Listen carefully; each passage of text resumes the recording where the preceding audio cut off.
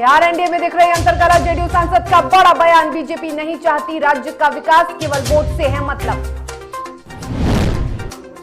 बाढ़ और विकास योजनाओं को लेकर डिप्टी सीएम की समीक्षा बैठक, डीएम समेत कई अधिकारियों के साथ हालातों की ली जा रही समीक्षा। और रामगढ़ में भीषण सड़क हादसा, बस और कार की टक्कर में करीब 4 लोगों की मौत, हादसे में दोनों वाहनों में लगी आग।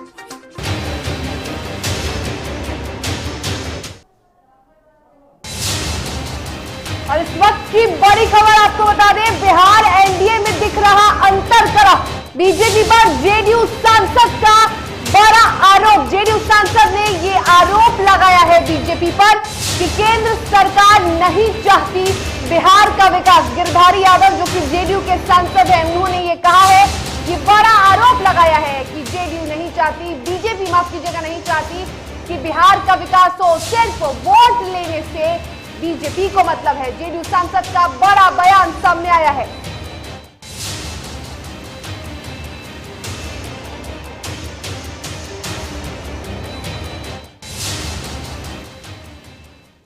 चलिए, इस पर अधिक जानकारी के लिए हमारे साथ हमारे संपादक राजेश कुमार भी जुड़े हैं। राजेश जी, एक बार फिर से जेडीयू के सांसद का बड़ा बयान आया है बीजेपी पर। उन्होंने कहा है कि बीजेपी को सिर्फ वोट से मतलब है, बिहार के विकास से नहीं। बिल्कुल, जिस तरह से गिरधारी यादव जो हैं, जो कि बांका से तीसरे बार ये सांसद हैं, लगातार सांसद हैं और वो कई बार खुलकर बोलते रहे हैं। और अब जो उनका दर्द जो सामने आया है, अभी डीटीवी भारत से उन्होंने बात करते हुए इस बात को उठाया और उन्होंने कहा कि वर्तमान में केंद्र की जो मोदी सरकार है वो बिहार को लेकर बहुत ज्यादा संवेदनशील नहीं है। उन्होंने पिछले दिनों कहा कि जब मैं मिला था, जिस वक्त पीयूष गोयल यहाँ रेल मिनिस्टर थे, उनसे जब हमने ये सवाल किया कि पटना से दिल्ली और मुंबई के बीच में बहुत ज्यादा रस है, यात्री बड़ी संख्या में लोग बाहर जाते हैं और बाहर से लोग आते भी हैं, बिहार के लोग, वैसे स्थिति में ट्रेन चलवाने की जरूरत है। लेकिन ना तो पीयूष गोयल ने सुना और ना ही आज तक के जो सरकार है, 7 साल से ज्यादा वक्त हो चुका है, लेकिन उसके बावजूद भी एक भी ट्रेन नहीं चलाया गया। उन्होंने एक हवाला ये भी दिया कि जब हमारी यहाँ सरकार है, भारतीय जनता पार्टी और जेडीयू की सरकार है, और इस तरह से अगर सरकार लापरवाही कर रही है तो बड़ा सवाल है। उन्होंने कहा कि 2014 के लोकसभा चुनाव की अगर बात कर ली जाए तो भाजपा के वो साथ थे, तब उनके 31 राज्य में 31 सीटों पर चुनाव लड़े थे। 2019 की बात कर ली जाए, 39 सांसद यहाँ पे हैं एनडीए के। तो जब 39 सांसद एनडीए के हैं दिल्ली में, उसके बावजूद भी एक ट्रेन अगर नहीं चल पा रहा है तो फिर सरकार का क्या मतलब है? कैसे मान लिया जाए कि केंद्र की मोदी सरकार बिहार के साथ न्याय कर रही है? तो इस सवाल को लेकर वो काफी मुखर थे। उन्होंने कहा कि यह स्पष्ट है, ये मैं कोई आरोप नहीं लगा रहा हूँ, ये दरअसल जो सच्चाई है वही बयां कर रहा हूँ। उन्होंने एक चीज और भी कहा कि आखिर हमारी बात क्यों सुनेगी केंद्र की मोदी सरकार। उन्होंने कहा कि वो पूर्ण बहुमत में सरकार है, इसलिए हमारी बात नहीं सुन रही है।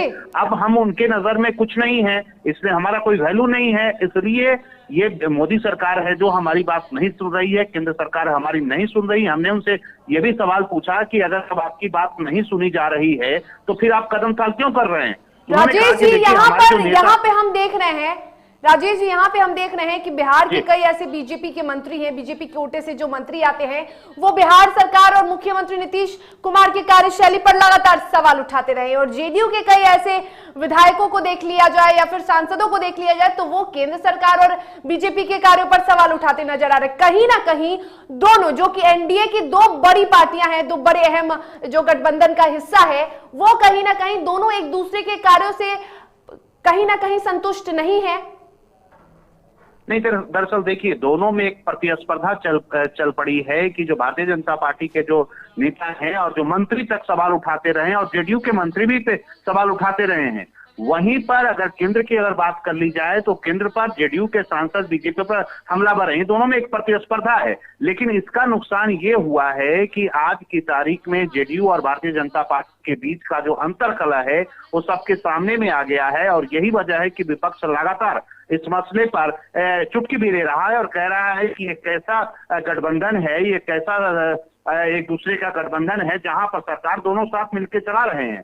लेकिन जब विकास के मसले पर बात हो रही है, अन्य मसलों पर बात हो रही है, तो लोग एक दूसरे पर आपस में ही जंग छिड़ी हुए एक दूसरे पर आरोप लगा रहे हैं। आरजेडी का कहना है, वहीं अब कांग्रेस के लीडर का कहना है कि ये पूरी तरह से सरकार विफल है। और ये सवाल मैं नहीं कह रहा हूं, अगर सांसद जो जेडीयू के सांसद उठा रहे हैं और भारतीय जनता पार्टी के अगर नेता इस तरह के सवाल उठा रहे हैं एक दूसरे पर, तो तय मानिए कि वाकई में बिहार में विकास नहीं हो रहा है। और आज की तारीख में उन्होंने जो आरजेडी के जो नेता हैं वो बार बार कह रहे हैं कि मैं तो शुरू से कह रहा हूं कि बिहार का जो विकास है पूरी तरह से केंद्र की सरकार ने अवरुद्ध कर रखा है। उन्होंने ये भी कहा कि हमारी बात को अब तो जेडीयू के सांसद मोहर लगा रहे हैं। तो इस पूरी स्थिति को देखते हुए भारतीय जनता पार्टी की तरफ से अभी कोई बयान नहीं आया है, लेकिन निश्चित रूप से इस बयान के बाद भारतीय जनता पार्टी पूरी तरह से असहज हो जाएगी। और उम्मीद की जानी चाहिए कुछ देर के बाद हमारे जो रिपोर्टर फील्ड में है उन्हें हम लोगों ने कहा है वो कुछ देर के बाद बयान आ जाएगा और निश्चित रूप से भारतीय जनता पार्टी की तरफ से भी बयान दिया जाएगा कि उनका वो व्यक्तिगत बयान है, मामला ऐसा नहीं है। मोदी सरकार पूरी तरह से विकास को लेकर प्रतिबद्ध है। तो ये बयान कुछ देर में आ जाएगा, डैमेज कंट्रोल करने की कोशिश की जाएगी। लेकिन राजेश जी, जो डैमेज कंट्रोल की आप बात कर रहे हैं, इसके पहले भी जेडीयू के विधायक हैं, जेडीयू के विधायक गोपाल मंडल है जिन्होंने डिप्टी सीएम पर काफी आपत्तिजनक बयान दिया था। वो भी लगातार बीजेपी के कई बड़े नेताओं को, मंत्रियों पर निशाना साधते नजर आए थे। उस वक्त बीजेपी ने कड़ी आपत्ति जताई थी, निंदा की थी और मुख्यमंत्री नीतीश कुमार से इस पर कार्रवाई की मांग की थी। कहीं ना कहीं बीजेपी इन सब चीजों से संतुष्ट और खुश नजर नहीं आती है जब भी जेडीयू की ओर से बयानबाजी की जाती है बीजेपी पर। तो नहीं, बिल्कुल आप, ये सच्चाई है, मैं यही कह रहा था, ये सच्चाई है कि आज की तारीख में जो सरकार चल रही है जेडीयू की अपनी एक मजबूरी है। मैंने गिरधारी यादव से ये सवाल भी किया कि आखिर एक चीज बताइए कि जब आपकी बात नहीं सुनी जा रही है, आपको लग रहा है कि केंद्र की सरकार बिहार के पक्ष में नहीं है, तो फिर आप इनके साथ क्यों कदमताल कर रहे हैं? उन्होंने स्पष्ट कहा कि ये हमारे शीर्ष नेतृत्व का फैसला है और हमें मजबूरी में इसे अपनाना पड़ता है। लेकिन उन्होंने ये भी कहा कि मैं सांसद हूं, मैं जब जनता के बीच में जाता हूं तो जनता मुझसे सवाल करती है, तो फिर क्या हम जवाब दें? इसलिए ये सवाल आज की तारीख में पूछना बेहद जरूरी है और लोगों को बताना है कि जनता ने अगर मुझे वोट किया है तो मैं जनता की जो डिमांड है वो केंद्र सरकार के पास रख रहे हैं। रह गया सवाल, दोनों पार्टियां असहज है इस पूरे बयान को लेकर और अभी कुछ देर के बाद ही डैमेज कंट्रोल का सिलसिला शुरू हो जाएगा। लेकिन ये तय मानिए, सच्चाई यही है कि दोनों पार्टी के बीच में कहीं कोई तालमेल नहीं है। भी आपको याद होगा पिछले दिनों उपेंद्र कुशवाहा ने कोऑर्डिनेशन कमेटी गठित करने की भी बात की थी, लेकिन अभी तक ना तो कोऑर्डिनेशन कमेटी बना और ना ही कुछ आगे बात बनी। सिर्फ बीच बीच में बयानबाजी का सिलसिला चलता रहता है, बातें ढकने की कोशिश की जाती है, रोकने की कोशिश की जाती है और बताया जाता है कि सब ठीक है, लेकिन ठीक है नहीं।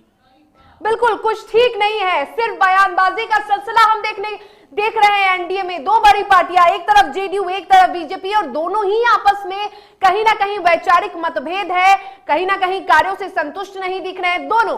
और दोनों में ये जो स्थिति उत्पन्न हो रही है वो बिहार के विकास में तो बाधा जरूर डाल रही है। फिलहाल अब देखना ये होगा कि जो जेडीयू के सांसद ने बयान दिया है उस पर बीजेपी क्या रिएक्ट करती है, किस तरह से अपनी प्रतिक्रिया जाहिर करती है। फिलहाल तमाम जानकारी के लिए आपका बेहद शुक्रिया राजेश जी।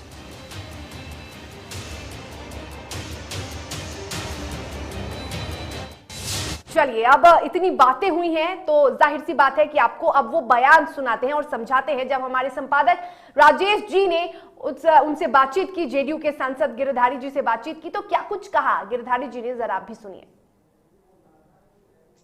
सर, एक सवाल है, क्या वाकई में केंद्र सरकार बिहार सरकार को सपोर्ट नहीं कर रही है? हमने जो जवाब दिया है, जो हमसे क्वेश्चन पूछा गया था, हम बता रहे हैं कि पिछले बार जब सम्मानित नरेंद्र मोदी जी प्रधानमंत्री बने उसमें 31 एमपी बिहार से एनडीए के जीत के आए जी। इस बार 39 एमपी जीत के हम लोग गए हैं जी। और एक ट्रेन भी पटना से हम लोग नहीं चलवा पाए। कैसे पटना नहीं, दिल्ली नहीं चलवा पाए? तो अब साफ जब जगह दिखता है कि भारत सरकार का सपोर्ट नहीं है, तो उसमें कहाँ कोई दो मत है। सारे जगहों से ट्रेन चल रही है, झारखंड से चल रहा है, सब जगह से चल रहा है, लेकिन बिहार से तो हम नहीं देख रहे कि पटना से नई दिल्ली कोई ट्रेन इन 7 सालों में चला। आप सर इसके बारे में आप अपने जो रेल मिनिस्टर से या फिर अपने जेडीयू के शीर्ष नेता से भी बात? हम लोग रेल मंत्री से मिले, जेडीयू के शीर्ष नेता से क्यों? रेल मंत्री भारत सरकार का पीयूष गोयल जी थे, उनको हम लोगों ने कहा। क्या आश्वासन मिला उधर से? बोला देखते हैं। सब लोग मिले थे, ऐसे थोड़ा एक आदमी हम बोले थे, बहुत लोगों ने मिलकर कहा था समय दीजिए, समय नहीं दिया। अच्छा, अब तो वो नहीं रहे रेल मंत्री, इनसे नहीं मिले, लेकिन उनसे तो मिले थे, हम लोगों ने कहा था। तो इस पूरे मामले को आपके इस बयान के बाद क्या आपको लगता है कि बीजेपी यूं ही आपके इस बयान को छोड़ देगी? हमारा बीजेपी क्यों बयान सुनेगी? उसको 303 बहुमत है, वो हमारा बयान क्यों सुनेगा? उसको कम बहुमत रहता, उसको अल्पमत में रहती, हमारे समर्थन से उसकी सरकार चलती थी, जरूर सुनता। तो वो खुद से इतना एमपी है कि हमारे बयान को क्यों तवज्जो देगी? भले आप लोग तवज्जो दे रहे हैं। जी जी। बीजेपी को हमारे बयान से क्यों तवज्जो देगा जब उसको खुद पूर्ण बहुमत है? उसको जो मन में आएगा वही करेगा कि हम आने से करेगा। तो फिर जब आपको पता है तो फिर आप क्यों आप बीजेपी के साथ हैं? क्या ये मान लिया जाए कि कुर्सी बचाने के लिए बिहार में आपकी सरकार बची रहे इसलिए आप उनके साथ हैं? बीजेपी के साथ हम लोग जो है, बीजेपी के खिलाफ में भी हम लोग रहे हैं साथ। और विपक्ष का काम तो नेता तय करता है। हमसे जो तो हमको जो लगा तो बताए, बाकी तो नेता का निर्णय होगा कि किनके साथ रहेंगे और किनके साथ नहीं रहेंगे, तो कोई निर्णय करता है। तो क्या आपको लगता है निर्णय के साथ हम रहते हैं? क्या आपको लगता है कि जब इस तरह से सपोर्ट न मिले तो उनके साथ कदम ताल करने की जरूरत है?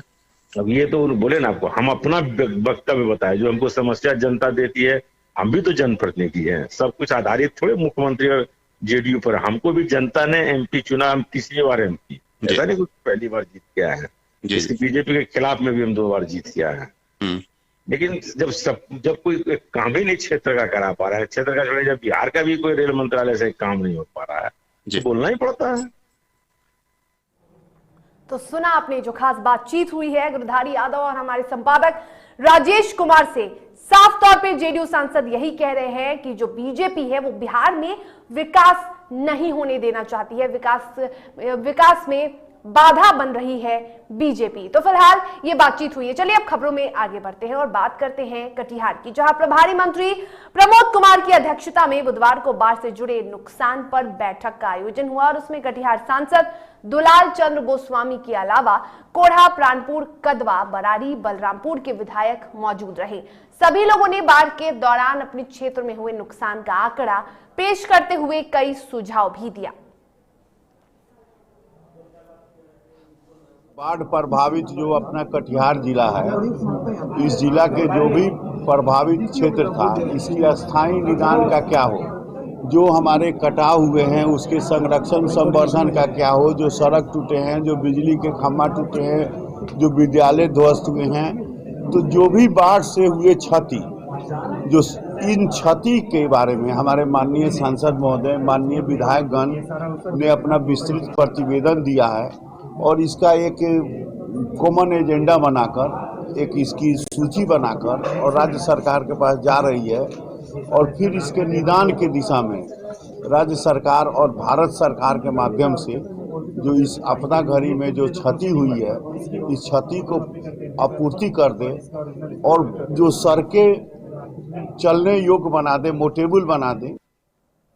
और लोजपा सांसद चिराग पासवान का मुकामा प्रखंड के मोड़ गांव में कार्यकर्ताओं द्वारा भव्य स्वागत किया गया।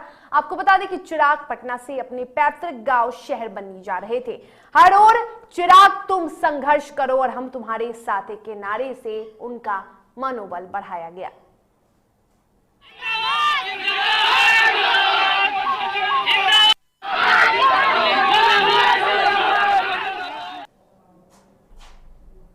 मुंगेर सदर अस्पताल में स्वास्थ्य कर्मियों की लापरवाही के कारण एक प्रसूता को समय पर टांका नहीं लग सका, जिसके कारण उसकी तबियत खराब हो गई। जब परिजनों ने इसको लेकर हंगामा किया तब जाकर डॉक्टरों ने टांका लगाया। वहीं सीएस ने इसे सिरे से खारिज करते हुए कहा कि महिला को टांका लगाया गया था, लेकिन घाव ठीक नहीं होने के कारण उसे दोबारा टांका लगाया गया।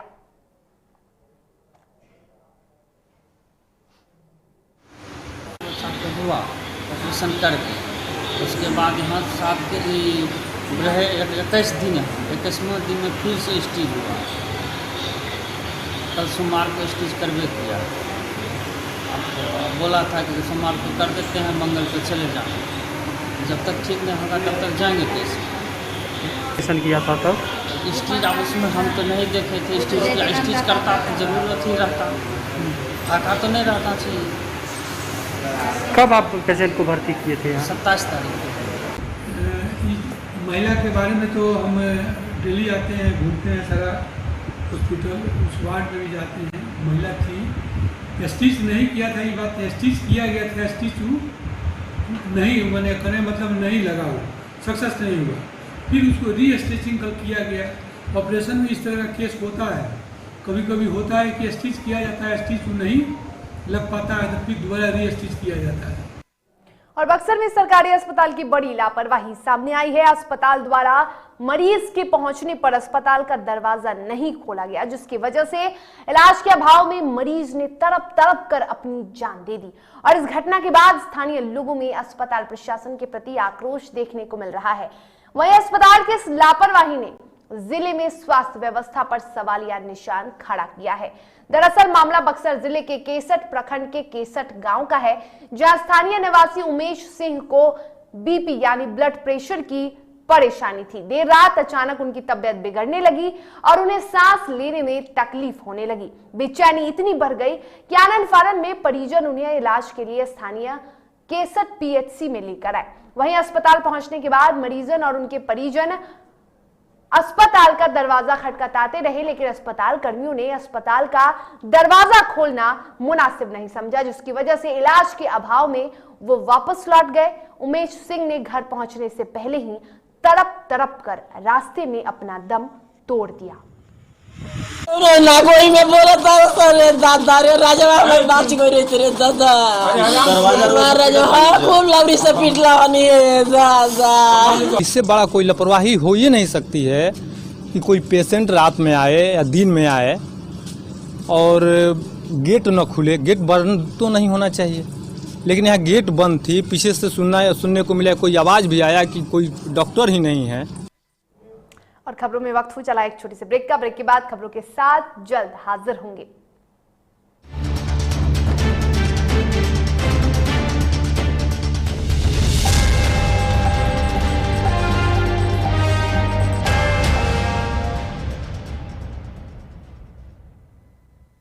Elite institute. अगर आपके अंदर चाह है तो एलीट आपकी राह है। IIT हो या मेडिकल, आप चाहते हैं अपने आप को उत्कृष्ट दिखाना, आप चाहते हैं खुद को एक IITian के रूप में दिखना या मेडिकल के क्षेत्र में आगे बढ़ना, तो एलीट आपके लिए बहुत बड़ी ताकत के साथ आपके सामने है। आइए, खुलिए, बढ़िए, पहुंचिए। Elite institute. दादी, इतने सारे पापड़ बन गए, क्या करे? कच्चा पापड़, पक्का पापड़, एक्स्ट्रा पापड़, इंस्टा पापड़, टक्कर दादी की छत का पापड़ विद ऑनलाइन प्रेजेंस बन गया धाकड़। फोन पे करके ऑर्डर ही ऑर्डर, सब वाह हो गए इसको खाकर। कच्चा पापड़, पक्का पापड़, चंडीगढ़ टू चेन्नई बढ़िया सापड़। कच्चा पापड़, पक्का पापड़, एक्स्ट्रा पापड़, इंस्टा पापड़। बिजनेस बढ़ाओ इंडिया के फास्टेस्ट 4G के साथ। स्पीड से बढ़ो विद वी गिगानेट।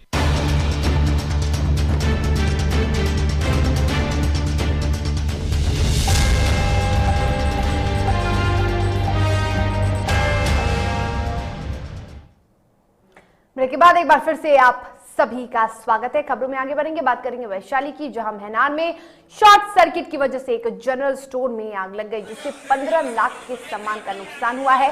स्थानीय लोग ने आग बुझाने का प्रयास किया, लेकिन आग की तेज लपटों ने दुकान को पूरी तरह से अपनी चपेट में ले लिया। सूचना के बाद पहुंची फायर ब्रिगेड की टीम ने आग पर काबू पाया, लेकिन दुकान में रखा लाखों रुपए का सामान जलकर खाक हो गया।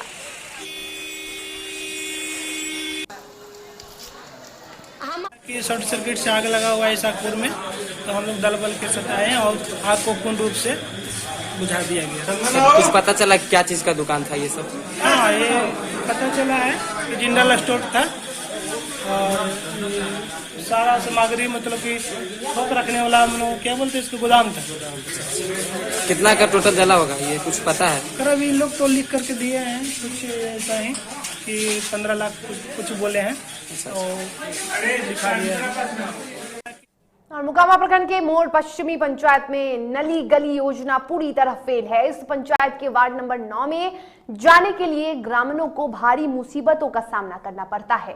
ग्रामीणों को कीचड़ में चलना पड़ता है और खासकर बारिश के दिनों में हालत और भी दयनीय हो जाती है। कई बार स्थानीय प्रशासन से शिकायत भी की गई, लेकिन अब तक सड़क का निर्माण नहीं हो सका।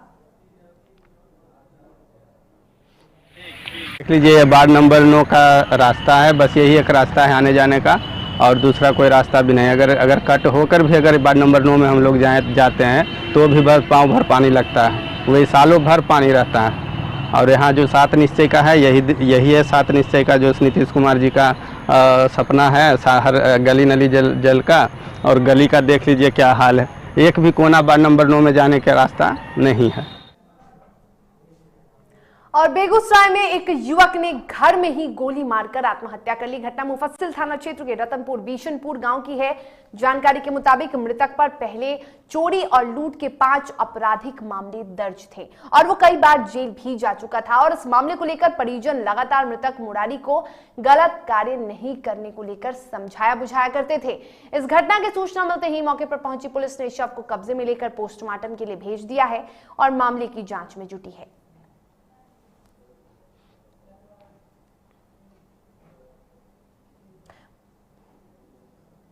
मोतिहारी जिले के सीमावर्ती क्षेत्र में पंचायत चुनाव की सरगर्मी जैसे जैसे तेज हो रही है वैसे वैसे मादक पदार्थों की तस्करी भी बढ़ने लगी है। और इस क्रम में भारत नेपाल सीमावर्ती क्षेत्र घोड़ा सहन के सुंदरपुर के निकट एसएसबी 20वीं बटालियन ने गुप्त सूचना के आधार पर भारी मात्रा में प्रतिबंधित नेपाली गांजा का खेप बरामद किया है। पंचायत चुनाव में खपाने के उद्देश्य से लाए जा रहे 20 कार्टन नेपाली शराब भी पुलिस ने बरामद किया है।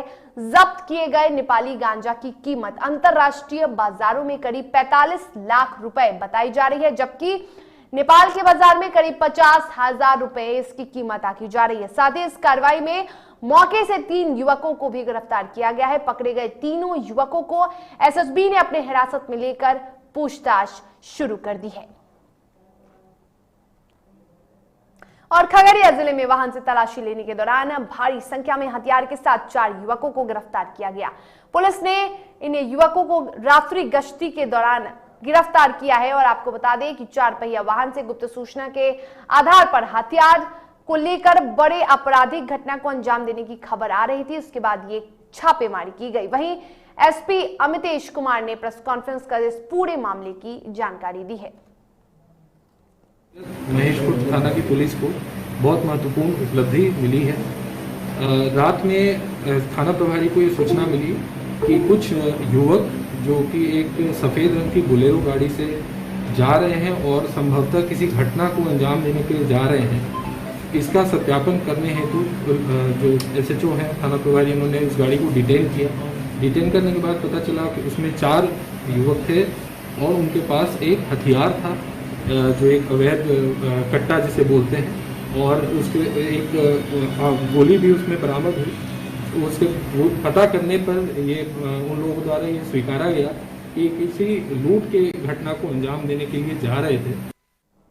और मुंगेर की जमालपुर में वाहन चोरी करने वाले गिरोह के 2 सदस्यों को पुलिस ने गिरफ्तार किया है। दोनों गिरफ्तार व्यक्ति कासिम बाजार थाना क्षेत्र के नौलखा निवासी हैं। मामले की जानकारी देते हुए थाना ने बताया कि दोनों गिरफ्तार व्यक्तियों का आपराधिक इतिहास रहा है। उन्होंने बताया कि पूछताछ के क्रम में आरोपियों ने बताया कि असरगंज, तारापुर और हवेली खड़गपुर के भी कुछ सदस्य उनकी गैंग में शामिल हैं।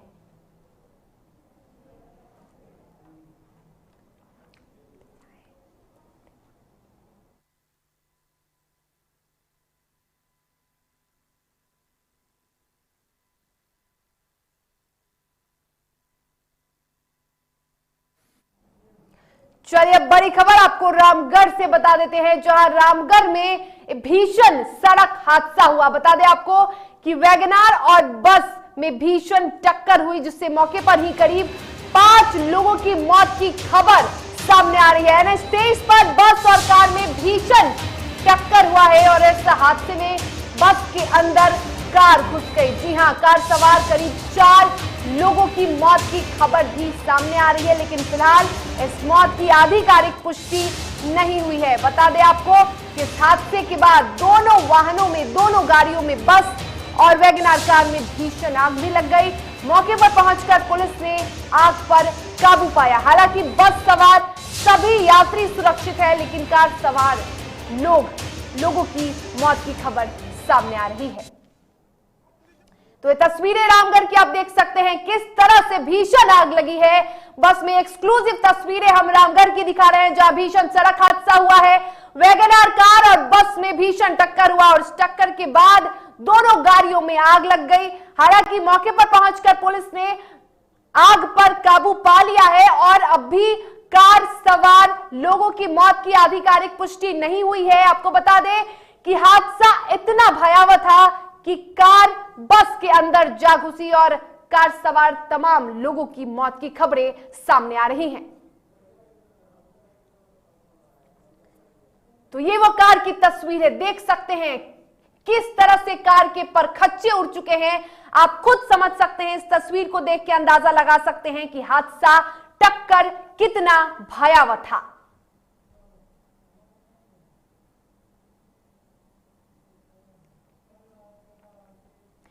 और झारखंड के साथ ही बिहार में भी रफ्तार अपना कहर बरपा रहा है। बिहार की बात कर ले तो बिहार के सिवान में 2 बाइक की आमने सामने टक्कर हुई, जिससे बाइक सवार 2 लोग गंभीर रूप से घायल हो गए, जबकि एक की मौत हो गई।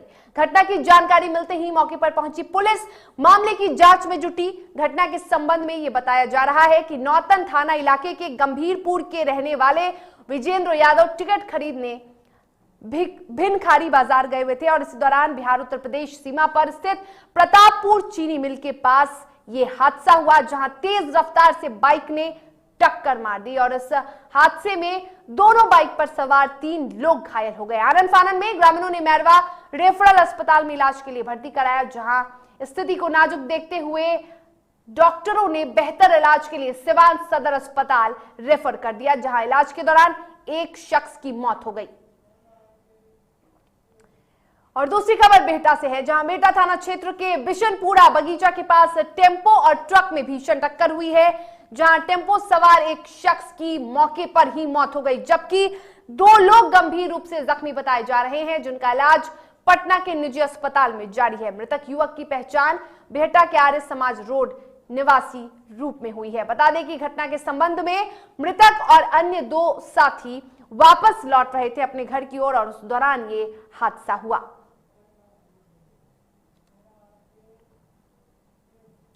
चलिए अब झारखंड की खबर पे नजर डालते हैं। झारखंड में भी अब धार्मिक स्थलों को खोलने की इजाजत दे दी गई है। सरकार के निर्देश के बाद बाबा धाम समेत कई प्रमुख मंदिरों और आसपास के व्यापारियों को बड़ी राहत मिली है। मुख्यमंत्री हेमंत सोरेन की अध्यक्षता में कोविड-19 के मद्देनजर राज्य आपदा प्रबंधन प्राधिकार की बैठक में फैसला लिया गया।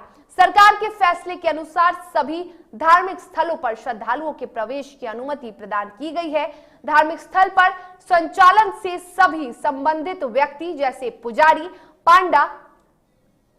पुजारी, इमाम, पादरी इत्यादि का कम से कम 1 टीका लेना अनिवार्य होगा और इसी के साथ कॉलेज में स्नातक और स्नातकोत्तर शिक्षा के सभी साल की ऑफलाइन कक्षा की अनुमति दे दी गई है। स्कूल में 6 से 8वीं तक ऑफलाइन कक्षा की अनुमति दे दी गई और एक बार रेस्टोरेंट को 11 बजे से रात 10 बजे तक खोलने की इजाजत दी गई है।